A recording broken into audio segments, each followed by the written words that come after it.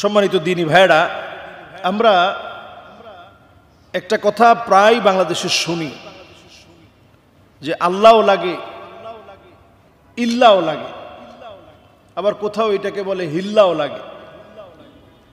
এটা মারাত্মক একটা কুফরি কথা।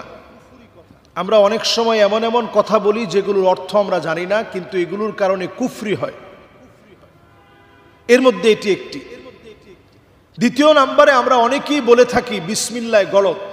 এই বিসমিল্লাহ গলত এই কথাটা বলা, এটা একটা কুফরি। এই কুফরি কাজটা পর্যন্ত আমাদের সমাজে প্রচলিত কথায় আমরা প্রত্যেকেই হয়তো বলি যে হায়রে, শুরুতেই ভুল হয়ে গেলে আমরা বলি যে হায়রে বিসমিল্লাহ গলত। এরপরে আরো একটি কুফরি বাক্য আমরা বলি যে কষ্ট করলে কেষ্ট মিলে। কেষ্ট নামে হিন্দুদের একটা দেবতা আছে। তো আমরা এটা না বলে আমরা বলবো যে কষ্ট করলে আল্লাহ রাব্বুল আলামিন ঠিকই আমাদেরকে প্রতিদান দান করেন। এবং কোরআনুল কারীমে আল্লাহ রাব্বুল আলামিন বহুবার এই প্রতিদানের কথা বলেছেন।